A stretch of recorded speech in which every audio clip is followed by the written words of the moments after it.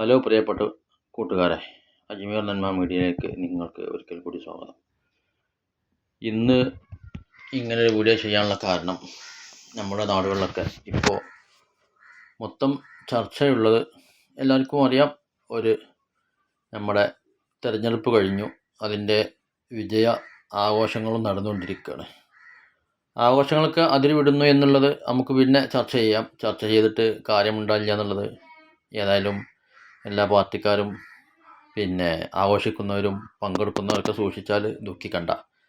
അതെല്ലാവർക്കും അറിയാം. കൂടുതലും നമ്മളെ മലബാർ ഏരിയ കേരളത്തിൽ അതിൽ പങ്കെടുക്കുന്ന ആളുകൾ വിശ്വാസികളായ ആളുകളാണ് ഞാൻ പറയുന്നതെന്ന് ആദ്യം തന്നെ പറയാണ്. വിശ്വാസികളായ ആളുകൾക്ക് പങ്കെടുക്കുമ്പോൾ അതിൻ്റെ ഗുണവും ദോഷവും അവനവൻ്റെ കാര്യം അവനവൻ തന്നെ സൂക്ഷിക്കുക.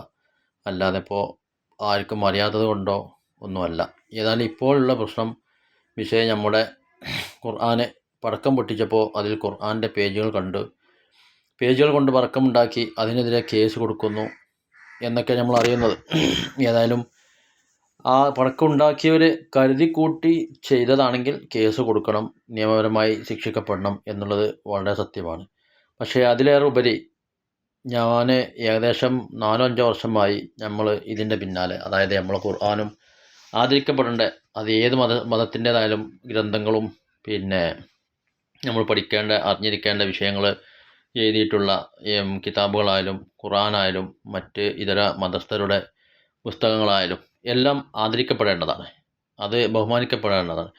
അത് ഏത് മതക്കാരാണെങ്കിലും ഏത് മനുഷ്യരാണെങ്കിലും അതിനെ ഉപയോഗിക്കേണ്ട രീതിയിൽ വീട്ടിൽ തന്നെ സൂക്ഷിക്കുക എന്നത് എല്ലാ മതസ്ഥരുടെയും കടമയും കൂടിയാണ്, നിർബന്ധ കടമയാണ്.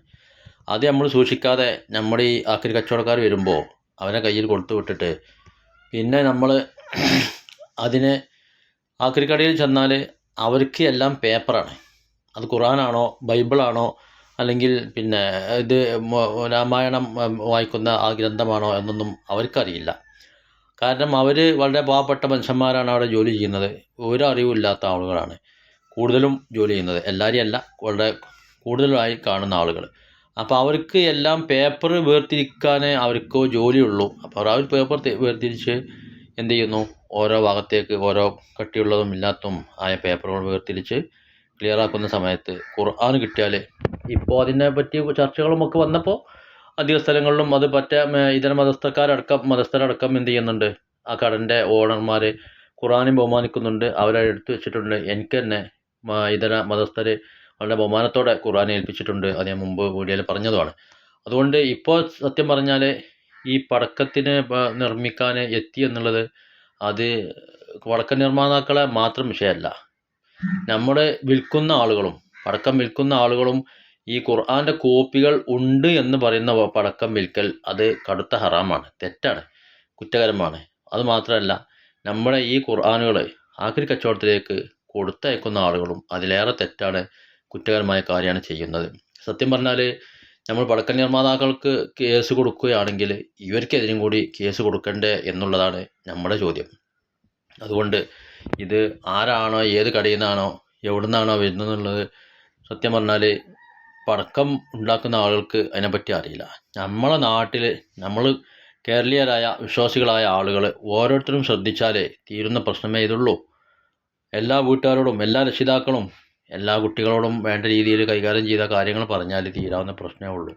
അതിനെ ഇത്രയും ഗൗരവപരമായിട്ട് ഒരു വിഷയത്തിലേക്ക് എത്തിയത് നമ്മുടെ ഒരു അശ്രദ്ധക്കുറവ്, നമ്മുടെ വിവരക്കുറവല്ല, വിവരം കൂടിയിട്ട് എന്ന് തന്നെ പറയാം. ഇന്നിപ്പോൾ ഖുർആൻ്റെ ബഹുമാനവും അതിൻ്റെ ബർക്കത്തുമൊന്നും അറിയാത്ത ആളുകളായിട്ട് നമ്മളെ കേരളത്തിൽ ആരും ഉണ്ടാവില്ല. പ്രത്യേകിച്ച് ഈ എന്താ പറയുക, ഓൺലൈൻ ലോകത്ത് എല്ലാ വിവരങ്ങളും നമ്മൾക്കറിയാം ഖുർആൻ എത്ര മഹത്തപരമാണെന്നുള്ളത്. അതുകൊണ്ട് എത്ര കീറിയതാണെങ്കിലും എത്ര പഴകിയതാണെങ്കിലും നമ്മുടെ വീട്ടിൽ അത് ബർക്കത്താണ്. നമ്മുടെ വീട്ടിനും നമ്മുടെ കുടുംബത്തിനും നമ്മുടെ സമൂഹത്തിനും എല്ലാം അത് ബർക്കത്തുമാണ്, അതൊരു കാവലുമാണ്. അതുകൊണ്ട് നിങ്ങൾ എല്ലാവരും ഇത് നിങ്ങളാരെയും ആക്ഷേപിക്കാനോ കുറ്റം പറയാനോ ചീത്ത പറയാനോ വേണ്ടി വിട്ട വീഡിയോ അല്ല. നമ്മൾ അതിൻ്റെ കാര്യത്തിൻ്റെ ഗൗരവം മനസ്സിലാക്കിക്കൊണ്ട് അതിനെ ബഹുമാനം അർഹിക്കുന്ന രീതിയിൽ ഖുർആനെ ബഹുമാനിച്ചുകൊണ്ട് എല്ലാവരും സൂക്ഷിക്കുക. വീട്ടിൽ തന്നെ സൂക്ഷിക്കാനുള്ള പല സംവിധാനങ്ങളും ഇന്നുണ്ട്. അതുകൊണ്ട് ആരും ഇതൊരു കുറ്റപ്പെടുത്തലായിട്ടോ ആരൊക്കെയും മോശമാക്കാനോ കച്ചവടത്തിന് കുറ്റം പറയാനൊന്നും പറഞ്ഞു കണ്ട് ആരും കമൻറ്റിൽ വരേണ്ട ആവശ്യമില്ല. എല്ലാവരും അവനവൻ്റെ കാര്യത്തിൽ ഇത് പടക്കം വിൽക്കുന്നവരായാലും ആക്രിക്ക് കൊടുക്കുന്നവരായാലും അതിലേറെയൊക്കെ ഉപരി നമ്മൾ ഈ പടക്കം പൊട്ടിക്കൽ നിർത്തിയാൽ മതിയല്ലോ. എന്തിനാ അപ്പം ഇത്രയും വലിയൊരു അനാവശ്യമായ ആഘോഷം എന്ന് തന്നെ പറയേണ്ടത്. ഇന്നിപ്പോൾ ആഘോഷത്തിൻ്റെ പേരിൽ പറഞ്ഞാൽ